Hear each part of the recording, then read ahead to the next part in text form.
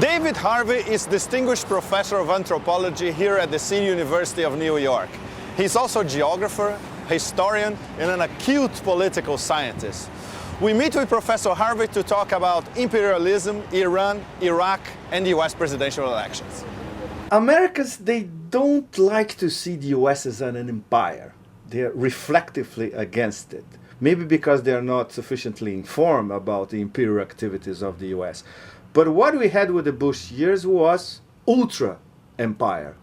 And I think you also used this term, ultra-imperialism.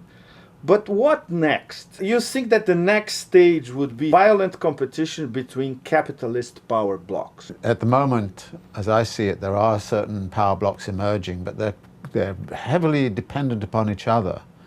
For example, the United States is very nervous about China and would like to really push China around, but frankly it can't because China owns a good deal of the American debt.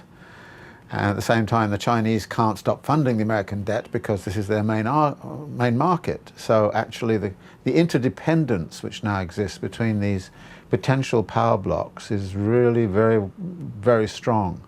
And it would be very difficult to break that.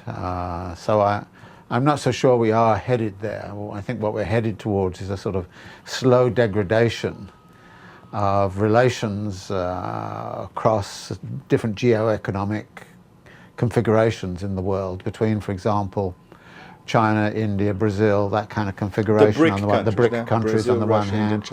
And on the other hand, I think the whole kind of the general category of capitalist powers, which would include Japan, but again, there's some fragility there between, for instance, the United States and Europe, between Europeans and Japanese. So there's a lot of breaking up going on. The power still lies very much with the major capitalist powers, Europeans and North America.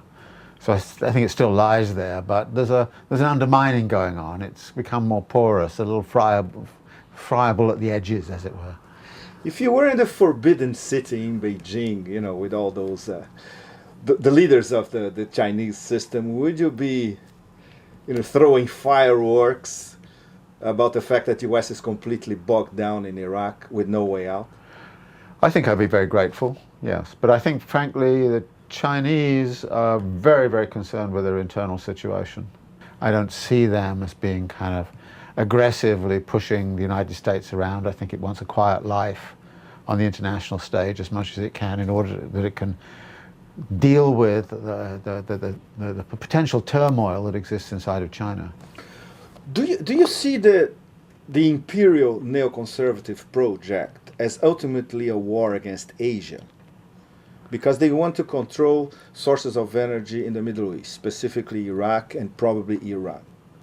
And this, in terms of provision of energy for China, would be a tremendous trouble. I think there are elements of that, but frankly, I think the neoconservative project was a global project. It wasn't against imperial Asia in particular. Domination, global imperial domination. It was global.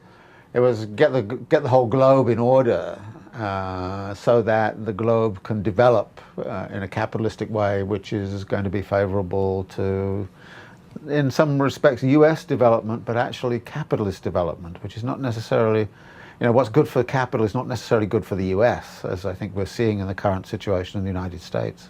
How do you place the Iraq War 5 years from 2003? What was it, basically?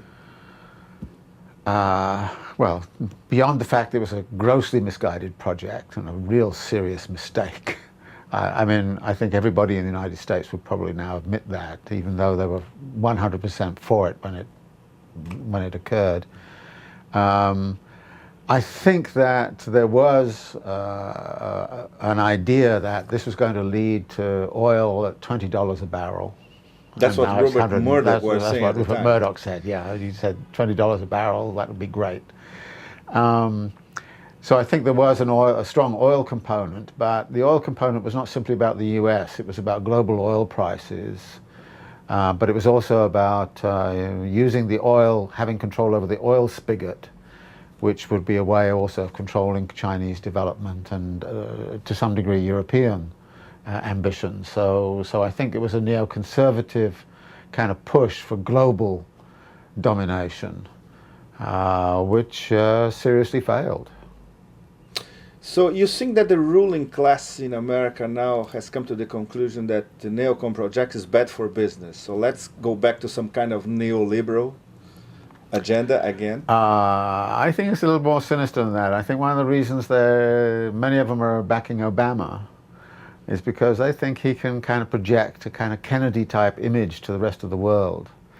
So it would be very difficult, for instance, for Latin Americans to start to preach about, you know, oh, those imperialist pigs to the north kind of thing. They won't be able to say that if Obama is president, you know, because he will be a heroic figure. I think the ruling class here is probably going to get behind Obama. And they already are in Wall Street. Yes. He got $10 million so far. Yeah, he's going to get much more the next 4 months. Yeah, so I think they see him as a figure who's going to help them in terms of the image of the United States as being the good guy. So it's basically a question of rebranding, in your opinion? Rebranding is very important. Yeah, rebranding the image of America as the good guy rather than the bad guy on the world stage. That's what they want.